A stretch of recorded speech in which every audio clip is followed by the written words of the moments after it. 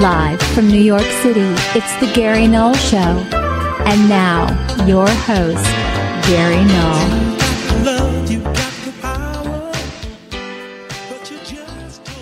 Hi everyone, I'm Gary Null. Today, the latest on health and healing, then a commentary from Chris Hedges, Crucifying Joy and Assuage. I have my own ideas on that. I'll share them, and I'd like to hear yours also. Also, I'm going to play an audio clip, one of Barack Obama, one of Bill Clinton. And then I'd like to hear what you have to say, and I'll be offering my own insights at that point. Also today we have several different audio clips, and one is from Dr. Peter Breggin, and it deals with how bad medicine has become, especially psychiatry, and all the drugging that's going on. So you'll have a chance to hear what he has to say. And then we'll continue with Professor Peter Goetze on why few patients benefit and many are harmed by the current medical practices going on today. So we have an awful lot to share with you, and so hopefully you'll share it with other people. That's always how it benefits. We began with Rice University's study about grief, and they're suggesting that people who have been suffering from grief, let's say losing a pet animal or a spouse or a friend, or even losing a job where you don't have an immediate prospect for another and you don't know how you're going to feed your family or pay the rent, that this is more likely to have sleep disturbances that exacerbate levels of inflammation in the body. This was also done at Northwestern University as well. The study was about bereavement and self-reported sleep disturbances and inflammation. And the results from a project called HEART was published in Psychosomatic Medicine. So it comes down to this. When we suffer loss, any loss, where we can't control the outcome or the circumstances, it disturbs our sleep. When we disturb our sleep, that increases inflammation of the brain and the heart, other parts of the body. What we need then is we need some counseling. Humanistic counseling. We need to understand that almost everything and everyone that we value in life and love will pass, depending upon how long we live. I was thinking the other day about how many people have lived too short of lives, and how did that impact the people who are in their immediate family or friends. I think all the time about the wonderful moments I've shared throughout my life with people who are close to me, who are no longer around, and that you'll never see them again, but you always have their words, what you shared, all the laughter that you had, it's still there. Nothing is ever forgotten. It's just realizing how important it becomes. But what if you can't get over it? What if you are stuck? What if you didn't have the coping tools? What we need in our society is we need to have more coping tools that help us with all of the different stressors in our lives, especially those dealing with loss. That's what it's saying. Because the consequence is not only do you have a negative, you've lost something, a job, an opportunity, a friendship, a relationship, a loved one, a pet, but also you're now sicker because of it. Your brain is going to prematurely age. You're going to be far more susceptible to dementia, Alzheimer's, Parkinson's, heart disease, diabetes. So that's why we really should have far more counseling services. And when you think about how many people have got the skills as psychologists, as social workers, as physicians, who are retired, what if we were to set up a national communication system where you could call these people and they could, whatever hours that they're going to contribute a week, they could. I'm sure that there would be hundreds of thousands, if not millions, of people willing to contribute. First, it's, for a lot of people, it still gives them a sense of being active and helping people, and they find a lot of reward from that. Separately, a lot of nurses and people in the health field are used to dealing with people in crisis. In fact, that's all they ever dealt with, people in crisis. So I believe that we have an enormous reservoir of talented people who could help all the people who are in crisis. We're just not using them. Just something to think about. The National Institute of Environmental Health Sciences has published an article on human reproduction talking about soy formula feeding during infancy. Now, most people today are not breastfeeding, and that is really a big problem, because when you breastfeed, in the breast milk are the natural immune modulators. And it's a wonderful cycle. The mother kisses the baby, picks up bacteria from the baby's mouth, creates antibodies in her body. Those antibodies are produced and then go into her milk, and then when the baby breastfeeds, it's taking back in a natural immunizing factor. There is nothing in nature as powerful in building an infant or a mammal immune system as breast milk. But then in came careerists and others who said they don't have the time or don't have the desire or don't want to lose their figure, whatever excuse they used. They stopped breastfeeding or didn't feed at all. Ideally, a child should be breastfed for between 1.5 to 2 years. The mat site will frequently breastfeed for 3 years. The longer the baby's in contact with the parents, the better. It helps them on many different levels. Well, we're just giving soy formula. Here's what it says. Soy formula feeding during infancy is associated with severe menstrual pain in adulthood. So the new research shows an epigenetic connection, that you end up, when you're finally able to have a period, you have very painful periods as young adults. Once again, because your body isn't receiving everything that it needed. It's the missing factor. So we should really emphasize breastfeeding.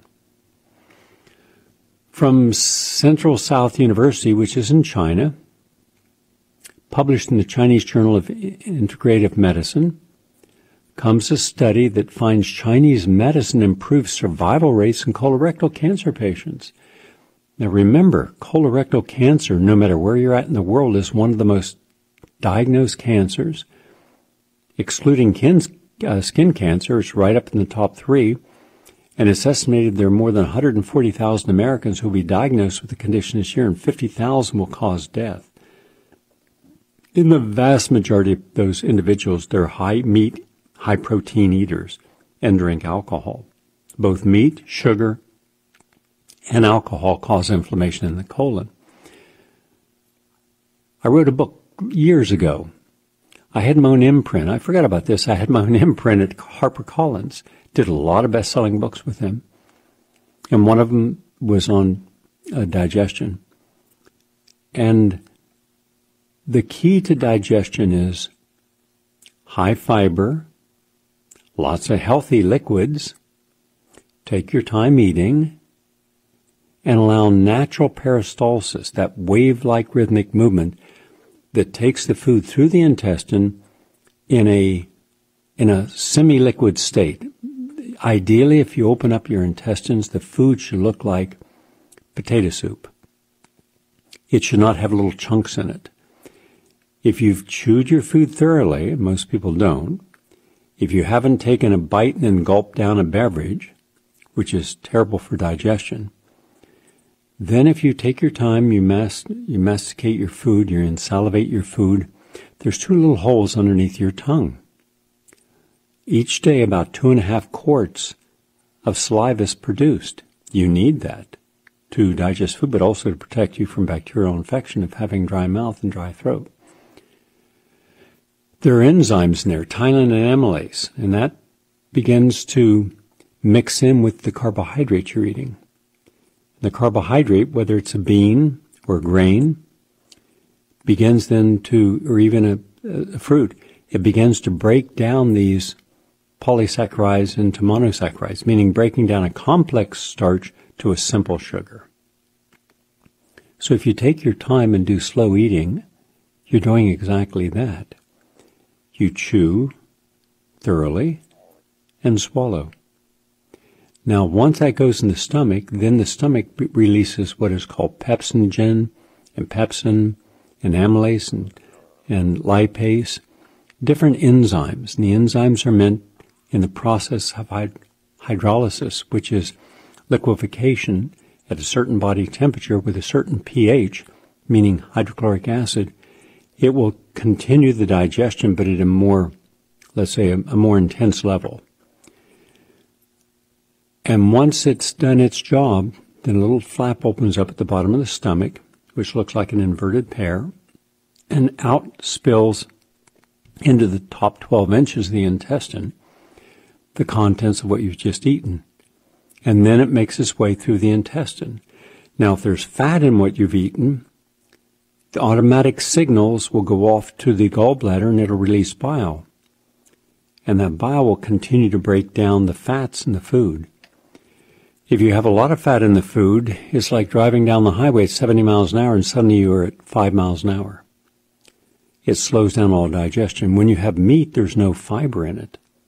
As a result, dairy, meat, sugar, no fiber, and so that congests the food.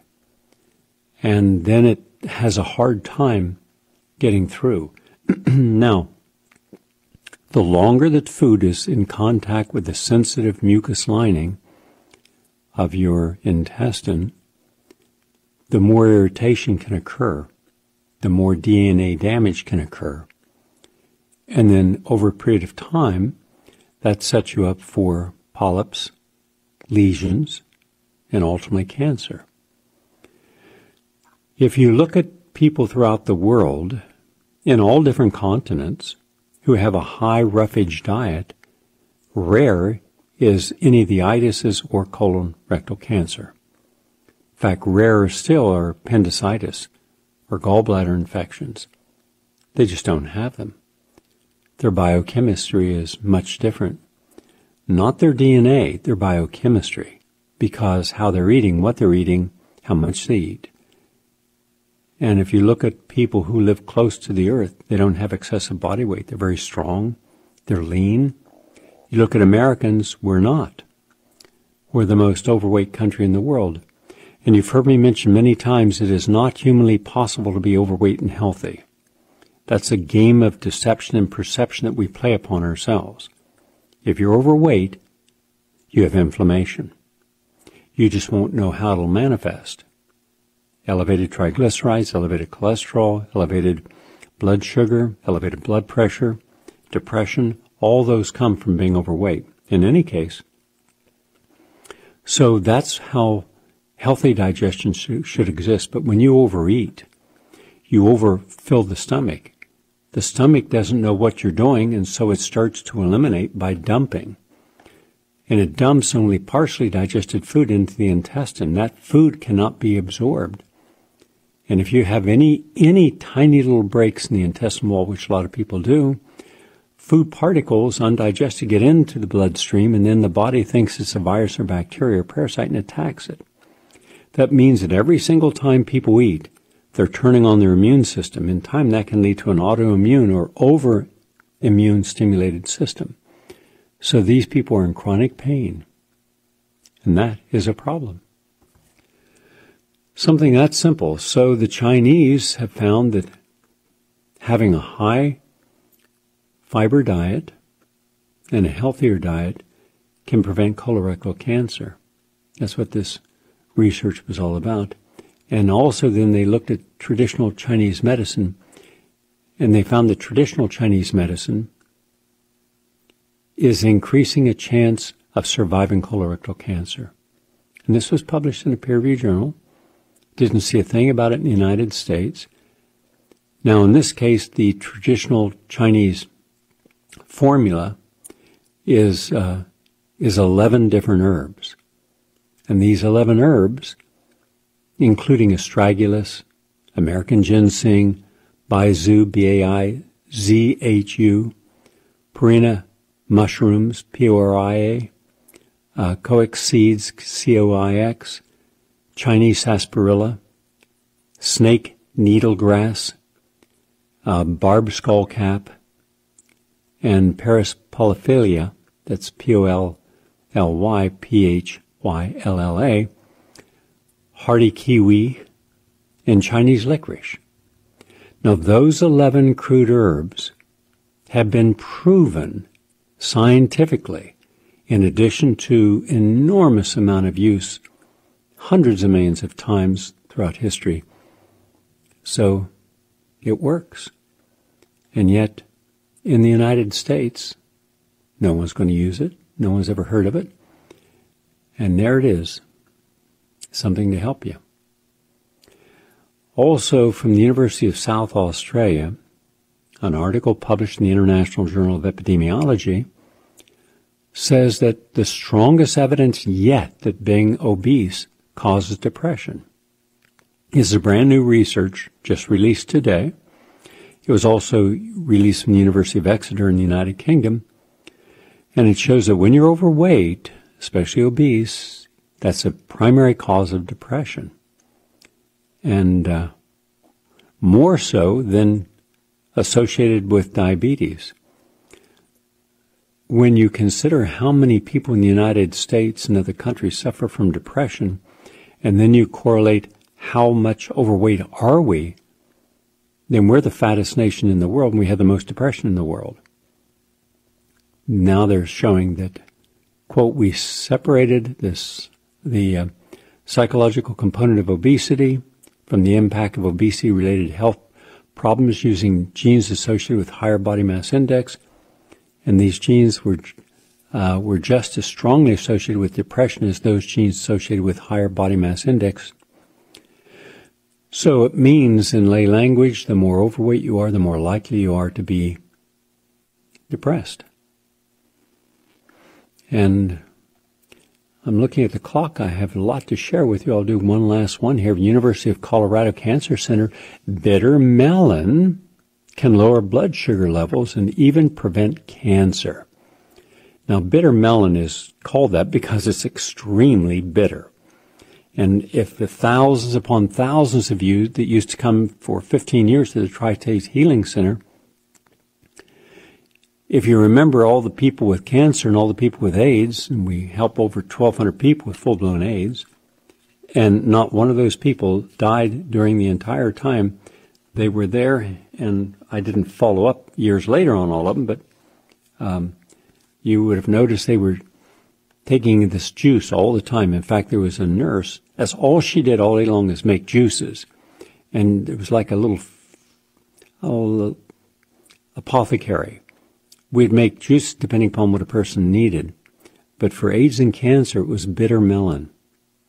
It's also known as bitter gourd and balsam pear in other parts of the world. And it's one of those foods that meet more than your senses of sight and taste. It is a wrinkled exterior, and it's as bitter as the name suggests. Yet despite this, bitter melon is highly valued in several cultures, not just as a food, but for its medicine. In fact, Lin Shizhen, the great Chinese physician and pharmacologist from the 16th century, included bitter melon in what is now famously known as the Compendium of Materia Medica. That's a modern research validating bitter melon's merit as a medicinal plant. Study was conducted at the University of Colorado Cancer Center, and it proved the vegetable's ability to fight pancreatic cancer, which, by the way, is one of the most difficult cancers to fight. It found treating pancreatic cancer tumors in mice with 5 milligrams of the freeze-dried bitter melon juice every day reduces the tumor size and markers by more than 64% compared to the untreated mice. And what's more, the bitter melon proved more effective than the common chemotherapy drug used in a similar study, which reduced the tumor size by 52%. So the researchers noted that the dosage used in the study caused no adverse effects on the mice, and it can be adaptive for human consumption. In another study, bitter melon caused cellular death in 4 pancreatic cancer cell lines, reducing the viability of 2 lines by 90% and the other 2 by 98%. It also halted the metastasis and regrowth of the cancer cells. And further research has shown that the vegetable's activity against other types of cancer as well, including blood, colon, liver, stomach, and breast cancers. And it's always been known that it's been effective against blood sugar. So studies indicate that consuming bitter melon enhances the cell's uptake of glucose and improves glucose tolerance and increases the secretion of insulin. It also activates AMPK, that's an enzyme that plays an important role in metabolism, to imitate the effects of exercise on the cell's ability to absorb glucose. So at every level, bitter melon is just one of the terrific things that we don't know about. We should use it. Tomorrow, all the diabetics should know about turmeric. Why? I'll save that for tomorrow. Right now, we're 22 minutes into our program. We're going to take a break and come right back. And we're going to come right back into some messages. And I'm going to play President Clinton and President Obama sharing their feelings about illegal immigration during the State of the Nation address, the State of the Union address. And this is to all of Congress and all the American people. And it was very well received, no criticism anywhere. So I thought you'd like to hear what they had to say, and then I'd like your thoughts. Back in a moment.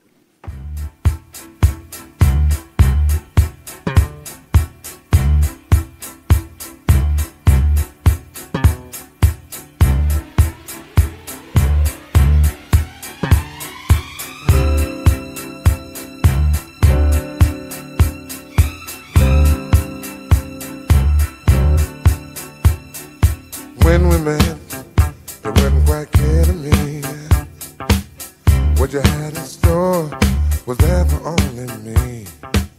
Surely you know you took me by. Real reform means stronger border security, and we can build on the progress my administration's already made, putting more boots on the southern border than at any time in our history, and reducing illegal crossings to their lowest levels in 40 years.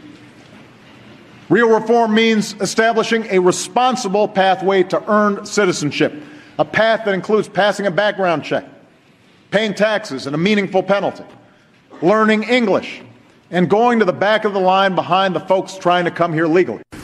All Americans, not only in the states most heavily affected, but in every place in this country, are rightly disturbed by the large numbers of illegal aliens entering our country. The jobs they hold might otherwise be held by citizens or legal immigrants. The public service they use impose burdens on our taxpayers. That's why our administration has moved aggressively to secure our borders more, by hiring a record number of new border guards, by deporting twice as many criminal aliens as ever before, by cracking down on illegal hiring, by barring welfare benefits to illegal aliens. In the budget I will present to you, we will try to do more to speed the deportation of illegal aliens who are arrested for crimes. It is wrong and ultimately self-defeating for a nation of immigrants to permit the kind of abuse of our immigration laws we have seen in recent years, and we must do more to stop it. Just saying no to everything may be good short-term politics, but it's not leadership. We were sent here to serve our citizens, not our ambitions. Okay. Those are two presidents. They got standing ovations. If you see the video, nobody said a single thing to them that would be considered a challenge. And now they've politicized it. They've taken advantage of it. And yet, let's be very clear. Obama deported more illegal aliens than any other president in American history, took away children, just like Trump did, put them in detention centers, and even had a lot of private corporations that privatized the immigration part of this and was charging up to $700 a night to put a kid or parent or family in one of these holding cells. In effect, miniature prisons like Rikers Island. Why weren't they criticized for their lack of concern? Because they said, we don't want illegal immigrants. And by the way, I have at least 3 more talking discussions by both. So here are my thoughts, and I'd like to hear yours, please. I believe that the way we're approaching this is completely wrong. First of all, we need to be honest. And no administration, no president, and the media in particular have not been honest about the harsh honesty we need at the federal level. Many people are coming to the United States, not just now, but historically, because of the creation of dire conditions of disenfranchising and impoverishing those who want to migrate. Mexico, virtually every Central American country, the Philippines, Pakistan, Syria, Yemen, Palestine, Iraq, Afghanistan, Libya. We destabilized those countries. We meddled in their business. If they had a democratic elected populace, someone who wanted land reform, someone who wanted people to be able to make a living, those people frequently were killed. Union leaders were killed.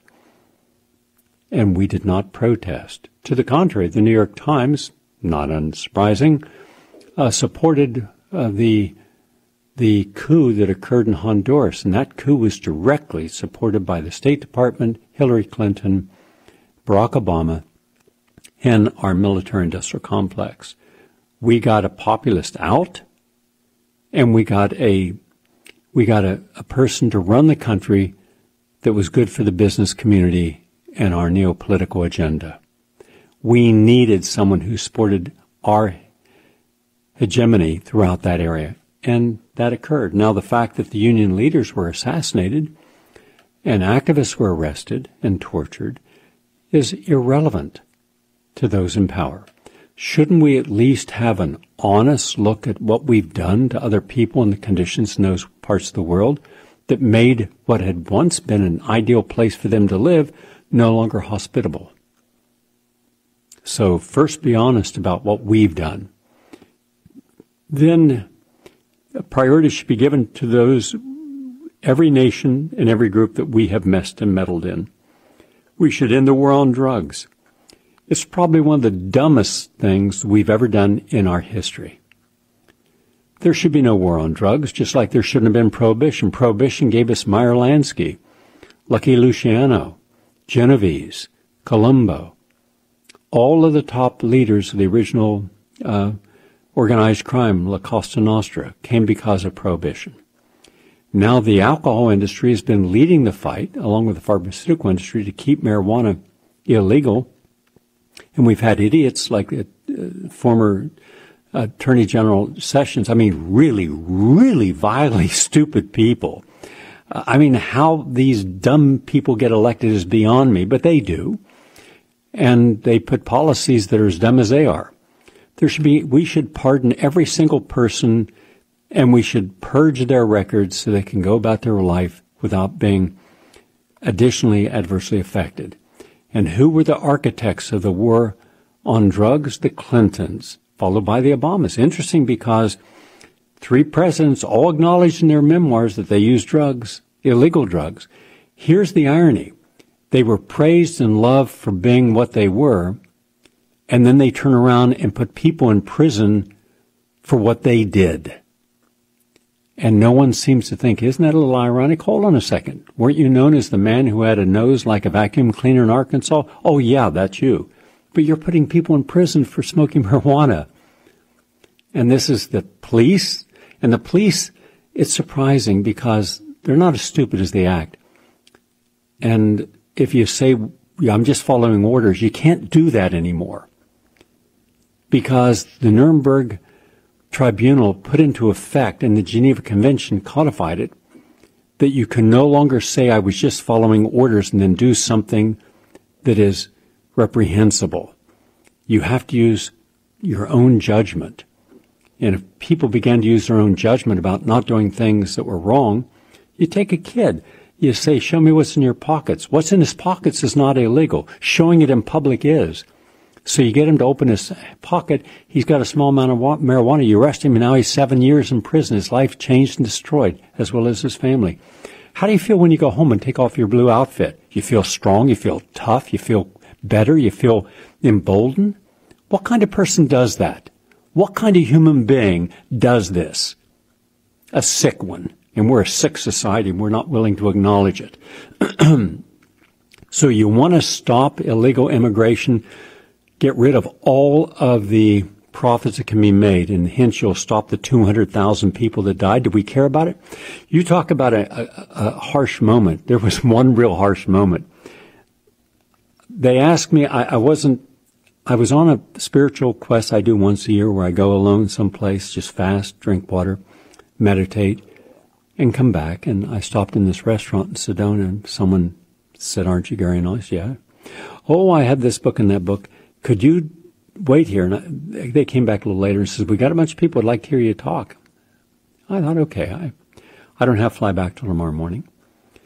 That was from Phoenix, and Sedona's between Phoenix and Flagstaff, and I was up in Flagstaff. And Sedona's a tiny little area, beautiful red rock formations. Really, if you've never visited, I would visit it. I just wouldn't pay any attention to the people there. In any case, the room was packed. I mean, you couldn't have got a toothpick in there. And it was the middle of the summer, August. There was no air conditioning and no fans. I'm suggesting it was around 110 degrees. It was literally like being in a sauna. But I said, hey, sweating's healthy. It's good. Let's just have fun with it. And of course, everyone wanted to know whether you could eat, papaya and pineapple together, since one was a subacid and the other's an acid fruit. That's the kind of questions I was getting. And I said, something, this afternoon I had several hours where I just kind of hung out, and the former mayor drove me around town and told me about the history, and his father had owned a ranch where they shot all the old Wild West films. And it was very interesting that you're running out of water, he said, and showed me all these homeless people. And I got out and I spoke with some. And that the town right below you is the drug dispensing capital of this whole area. I said, how many of you are fighting to legalize drugs or marijuana? No hands went up. I said, how many would like to see it legalized? All the hands went up. I said, here's just a question. It's not a trick question. For you to have your drugs, you know that about 20 minutes away is this community, and it's the most important distribution route for drugs. And anybody and everybody can know that. It's no secret. Do you ever connect with the consequences of your choices? Because now that was then, now it's over 200,000. There's over 150,000 people living in Mexico who've been killed, frequently beheaded or put into 55-gallon drums filled with acid till they're burned to just a skeleton. Really, really vile deaths. An awful lot of them affiliated with drugs, different gangs, Sinaloa cartel, etc.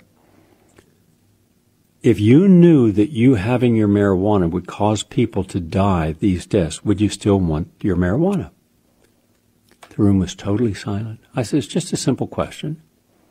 Because if you know that people are going to engage in organized crime and violence and death, for you to be able to smoke your joint, would you do it? And since you don't seem to have any desire to go out there and legally lobby and petition and try to get a referendum to legalize it, as they've done in other states, I said, look at Colorado. Good example. And that's when that lecture ended. They weren't prepared for that kind of questioning, which is fine. It's just a place where a lot of people who pretend to be something they're not can hang out, because no one's going to question the shallowness of your existence. Needless to say, I've never been back and don't intend to. But think of the larger question I'm raising. We are the most addicted nation in world history. Do we ever think or care about the consequences to other people who are supplying us with the drugs? Do we care about why we're using drugs? If there was some way else, some other method that did not require drugs to impact our life, our perceptions, our reality, would we choose it? Are we afraid to acknowledge that we are an addicted nation? What would that say about our parents, our schools, our government? They have all failed us. But we won't have that discussion because we're a country that has specialized the art of deferring direct questions and looking for someone to blame. And are you going deep enough into your own thoughts to realize the imbecility of what we're supporting? We're supporting Saudi Arabia. We're supporting them throwing gays off buildings. Where's the gay Me Too movement against Saudi Arabia and everything they stand for and every product they create? Oh, and their oil. And what about the Me Too movement? Is it just American women that count, but not other women? Because I can show you a lot of other women around the world who are abused, beaten, raped, killed. How about children? We heard a big, and should have, and rightly so, outcry when we saw those kids, some 2,000 kids who were taken from their parents and put in those detention centers.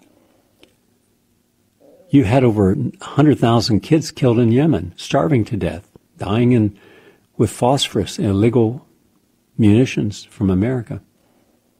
I didn't see a single protest, a march, nothing. For we're nothing if not hypocrites at everything in life that does not abide by our manifest destiny. Then when their citizens have no quality of life or environmental disaster because we've deforested their once pristine forests, we've taken the lungs of their community away by deforestation for hardwood. We exploit them, and when they protest, we kill them. We even train at the School of the Americas for decades, killer teams. Saudi Arabia has now been shown today in the New York Times to have gone after and tried to assassinate other leaders. Wouldn't you think that somehow there'd be a consequence? But we don't step back far enough from our problem to look to see what it's about. So foreign policy should be based upon purely humanitarian virtues and reverse the conditions in those nations we have destabilized and invest in improving conditions so that there is no need for a victim to migrate. Now, you think that'd be relatively easy to understand, but evidently all the Democrats and all the Republicans, especially Clintons, Obama, Bush, and this dipshit, nobody seems to understand how to solve a problem, least of all the American public. So boy, aren't we a wonder to manifest. So we begin to militarize everything. Everything is seen as a war. The war on drugs. How'd that come out? The war on poverty. Boy, that worked. The war on cancer. Wow. Sign me up and send me a pink ribbon. We are at a new level of stupid everywhere. Not just at CNN and Anderson Cooper and the other clowns. Everywhere. Every institution has betrayed us. And we're supposed to deal with an immigration problem with tools that are archaic, dehumanizing, and foolish. Those who say no borders, fine. No borders. What are you going to do when ISIS shows up on your street? Or the MS-13? What would you do? They're on Long Island. They're in 243 cities in the United States. And they kill people as initiations. They rape people. Do you believe that they should be allowed to come in? Take away the enforcement. Every terrorist group in the world is going to suddenly make straight for our borders since we don't want borders. What kind of dumb is that? Having an opinion is fine. Having any true intellect behind the opinion seems to be what we're deficient in. Yeah, we need borders. Every country in the world does. But we need a humanitarian, humanistic, and practical way to deal with people who rightly need a place to come. We're responsible in most cases for why they're here, and we should process them in a proper way. Promote legalization of drugs in those countries that are most crime and drug-ridden. Continue monitoring and vetting those desiring to migrate, but do so in their own country first. If you can stop a problem by helping in those countries unless we don't care. Viable relocation programs within the United States so immigrants can immediately settle and thrive. And if you say, well, you're against illegal immigrants, then think of the next apple, orange, lettuce that you eat. Think of who cleans your rooms when you're at a hotel. Who's scrubbing the floor? Who's doing the dirty work? You think that's an American? Then you're delusional. They shouldn't be here because they're cheap labor and can be exploited. That shows a lack of ethics. If we chose to properly monetize a person's labor to a standard of living and quality of life and didn't allow people at the corporate level to exploit other people so they can excessively profit from it, then everybody would benefit. But we have a one-size-fits-those in power. Greed, unmitigated, unbridled, and that's why we have so many people with so little and so few with so much. Launch a national sponsorship program for American families to host the poorest immigrants and their families. Unlike Michael Moore, unlike every other liberal in the United States, I will match them up to 20. You take a family into your home and you help them for a year. I'll do the same. Michael, how about it, buddy? How about it? All the people who live in gated communities in L.A., they're against guns, but they've got armed bodyguards. They're against walls and borders, but their whole house is bordered and secured. And they can say what they want, but then they go home and they make sure that only they and people who breathe that rarefied, neurotic air of Hollywood are ever allowed to breathe it in their house. If every celebrity alone, just celebrities in every field, if P. Diddy or whatever he's calling himself today, if Beyonce and Jay-Z, you all have plenty of money, you buy a $60 million home, why not build a home or buy a whole complex and have it for people that you would interview? You would be able to select the people, but they would all be coming here for a better life and all coming, and you could sponsor them. Do you realize how many people you could sponsor? Now, you could have spent that money already sponsoring scholarships and de-ghettoizing the neighborhood. That you haven't done. Let's see if you'd put your mouth up there. So I'll match you. I know how many people I've already had taken in who are homeless over my lifespan, over nearly 500. How many of you taken Michael Moore? One? None? Well, how about this? Before anyone else goes through this virtue shaming that you do all the time, why don't you show some legitimate virtue?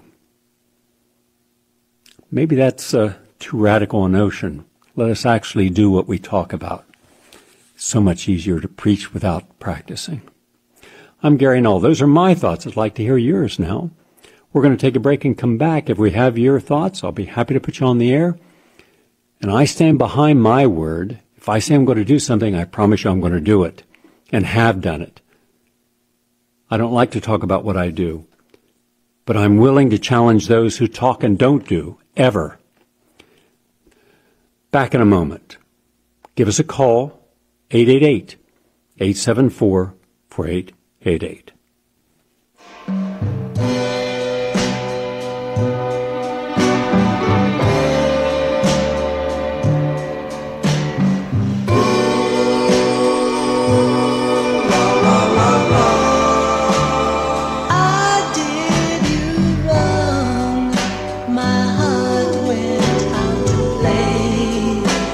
But in the game I lost you. What a price to pay. I'm crying.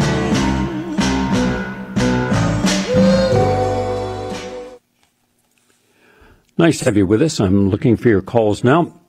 And before you call in, please do, and I'll have you on hold. I'm very concerned with Julian Assange. I believe we should have a Me Too movement for Julian Assange. Because quite simply, Julian Assange has done more exposés, revealing more truths. Never once has been shown to have given us anything that was not accurate. Over 10,000 documents, all have been proven accurate. Assange is now a prisoner and has been. He's been shown to have been committed no crimes, including the false sexual accusation crimes against him, and those went nowhere. And when they tried, you saw that those were dismissed. So why is he being held captive? Why isn't every journalist in the world respectful of the fact that Assange has caused more exposés against more politicians and corporations than anyone else in history? Every legitimate journalist should be protesting and starting a movement to get him freed and be able to come and go as he wishes and desires. That is my point of view. According to Chris Hedges, Julian Assange's sanctuary in the Ecuadorian embassy in London, and this is what's terrible, it's been transformed into a little shop of horrors. He's been largely cut off from communicating with the outside world for the last 7 months. His Ecuadorian citizenship, granted to him as an asylum seeker, is in the process of being revoked. His health is failing. He's being denied medical care. His efforts for legal redress have been crippled by the gag rules, including Ecuadorian orders that he cannot make any public statements inside the embassy in fighting his revocation of his Ecuadorian citizenship. In fact, Australian Prime Minister Scott Morrison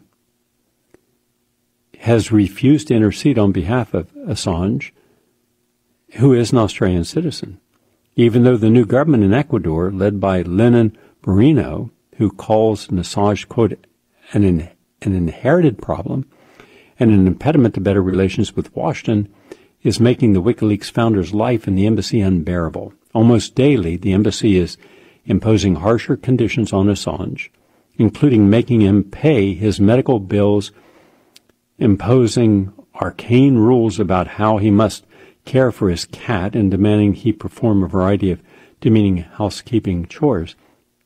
And the Ecuadorians, reluctant to expel Assange after granting him political asylum and granting him citizenship, intend to make his existence so unpleasant he'll agree to leave the embassy to be arrested by the British. God, is there any nation except Saudi Arabia that is worse, more corrupt, more vile, has more of a cesspool history of what it's done to the world's people than the British? And if you doubt me, ask me about an entire history. I'll be happy to recite it. I just don't have the time today, but that's in itself a big deal.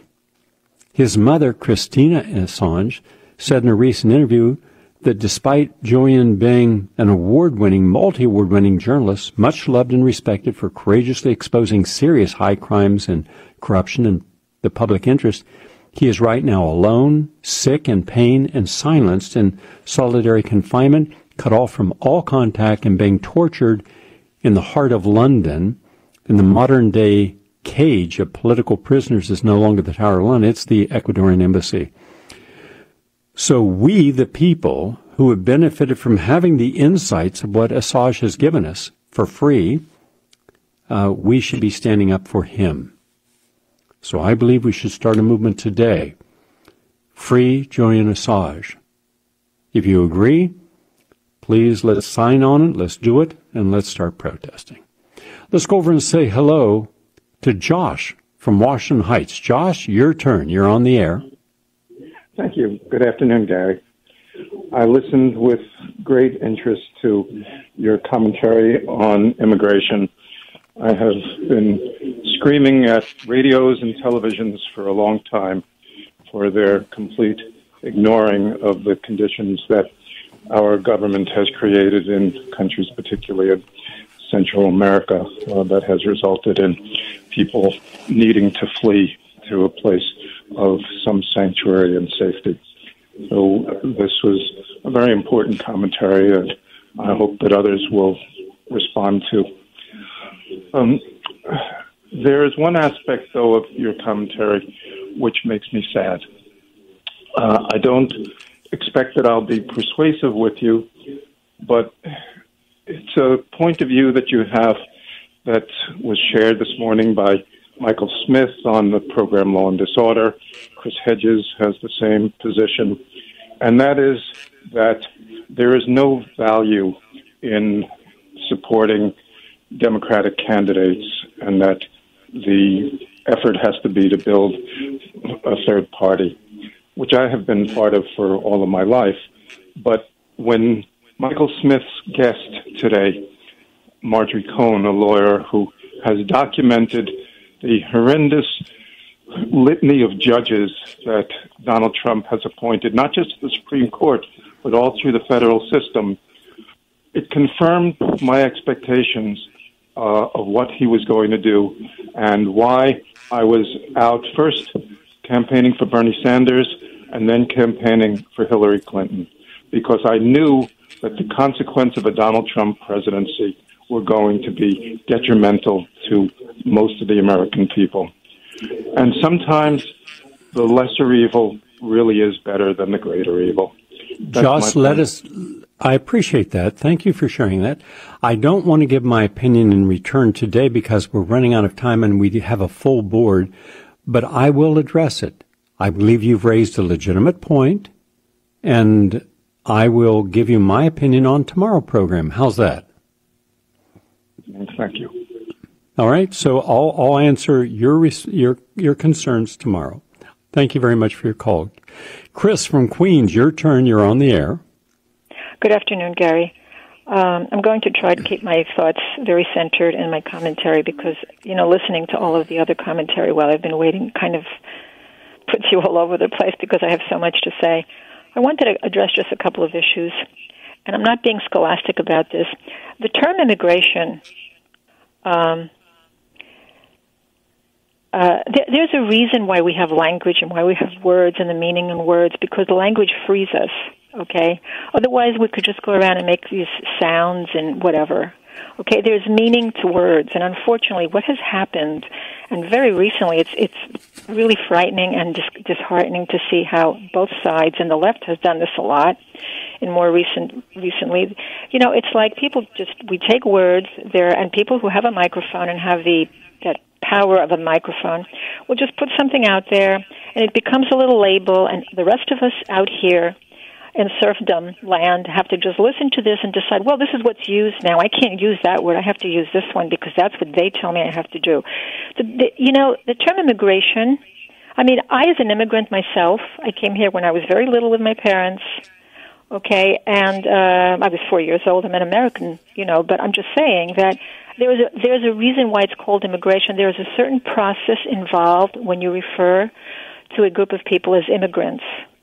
There's a reason why they're called refugees, asylum seekers, and migrants, because there's a different meaning. There's a nuance of a difference, and it makes a difference because the rest of us who are, for example, in this country, or take any country in today's world, all right, they might ask, well, wait a minute, why would you think, and this is an open question, and I'm not taking a position here. This is not. I'm not against these people coming here. I'm very fortunate to live in this country and not to have to put up with whatever they might have to put up with, or being thrown like what's happened in Syria, just getting bombed out of your residence, and But there's a reason. Why would anybody think in this country, outside of the elitist pseudo-intellectuals that we have to sort of kowtow down to? Why would they think that people in this country, and let's just say American citizens for one moment, okay? People who are actually citizens of the country, why would anyone think that they might not, in their mind's eye or in their questioning, say, well, wait a minute, if I have to abide by certain rules within the country and within a social structure, why would you not apply that to other people coming into the country? Because you really don't have, if you look at the word society, for example, and people, that you see people on the so-called right saying, oh, socialism and all this, they've just taken everything and there's no intelligence to anything. God forbid someone should think. Society, within the word, it means social. It means something that binds a particular group together. Okay, that's what it is. It's a common sense of place. That in and of itself requires some sort of social interaction or social programs because that's what binds you. Chris, unfortunately, we're out of time. All the points you've just made, I would agree with. I think you've made some very salient insights. Why don't we do this? Why don't we pick this up tomorrow, and we will go through the difference between an immigrant, a migrant, someone seeking asylum, someone seeking opportunity or a better life, the different types of people coming into the country, not just now, but historically, and how they have actually created the country we live in today. It's certainly a conversation that is important and is deserved.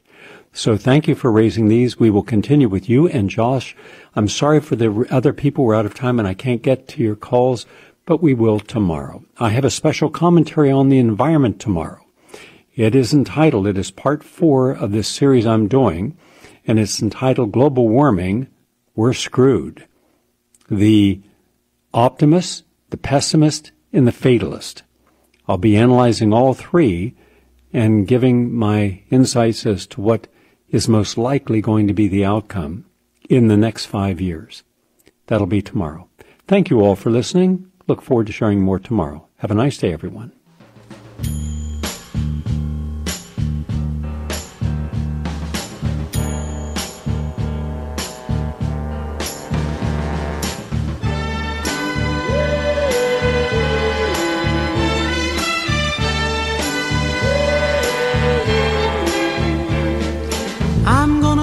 The things for you a girl wants a man to do.